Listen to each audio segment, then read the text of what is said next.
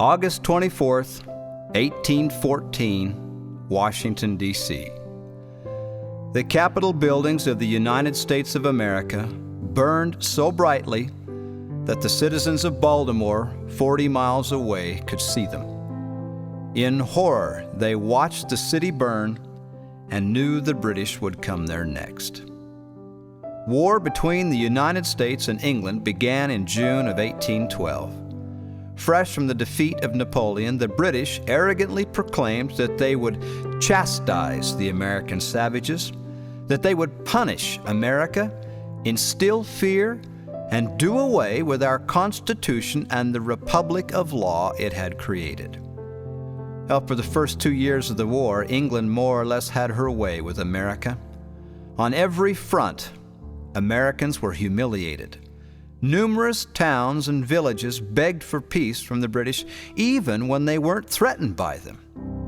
And indeed, the British did turn north up Chesapeake Bay towards America's third largest city, Baltimore, which was a rich and a rough town, famous for harassing the British by sea. It would be a worthy prize, the British felt. But the people of Baltimore, led by General Samuel Smith, a veteran of the American Revolution, decided not to lie down. They armed and readied themselves for a fight. September the 12th, 1814, the British attack on Baltimore began.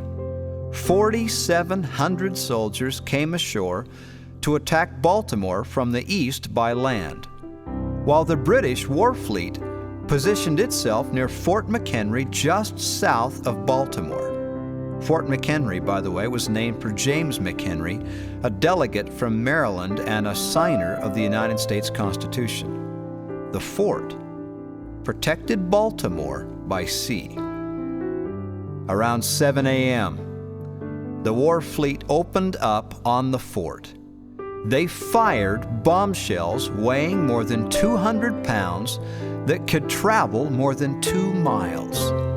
These bombs carried a warhead lit by a fuse when fired. When the bombs ignited, it scattered shrapnel in every direction. They were unpredictable, and sometimes these bombs went off before they struck the target, but they were deadly. Another killer weapon used by the British was the Congreve rocket. Well, the fort fired back on the British Armada, but the British ships were out of range. The Americans didn't stand a chance. As their useless cannon fell silent, the Americans felt like pigeons tied by the legs to be shot at. All that day, the British pounded Fort McHenry mercilessly. Every building in Baltimore shook from the explosions. The rain-filled skies flashed with bursting bombshells and the glaring red stream of the rockets. How could anyone survive this most awful spectacle? Meanwhile, held by the British 8 miles downstream, was a 35-year-old Washington lawyer named Francis Scott Key, a member of the militia and a man devoted to family and faith. Key was on a mission of mercy. All through the day, he watched Baltimore fight for its life and prayed that it would live. As twilight deepened amidst the explosions, Key could see the flag flying over Fort McHenry. It was 30 by 42 feet in size and flew 90 feet over the fort. If it came down anytime, it was a signal of surrender. Through the night and into the wee hours of dawn the next morning, the battle for Baltimore continued.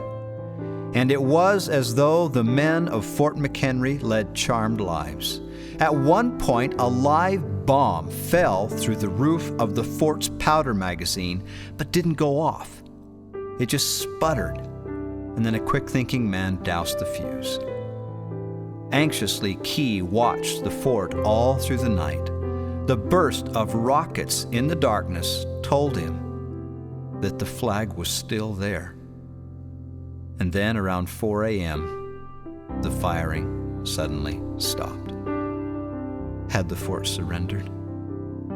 Key waited and watched, pacing the deck, and then, finally, September the 14th, by the dawn's early light, Key saw the flag. The star-spangled banner was still waving in the breeze.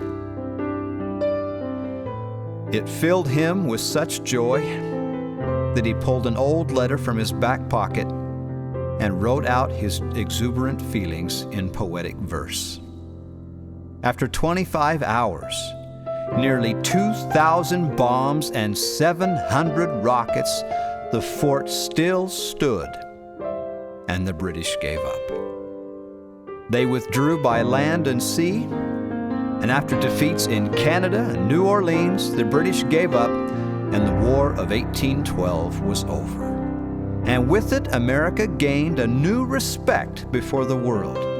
They were now no longer a fledgling nation, but a power to be reckoned with internationally. And as for the poem, well, Key finished that poem, and borrowing an already known tune, gave it to a friend who quickly had it published.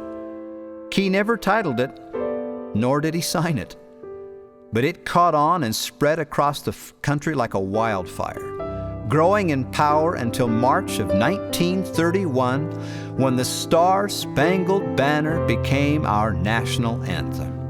It is an anthem of dignity that speaks the prayer of patriots in its last verse. Oh, thus be it ever, when free men shall stand between their loved homes and the war's desolation. Blessed with victory and peace, may the heaven-rescued land praise the power that hath made and preserved us a nation. Then conquer we must, when our cause it is just, and this be our motto: in God is our trust. And the star-spangled banner in triumph shall wave o'er the land of the free and the home of the brave. As God lives, may it ever be so.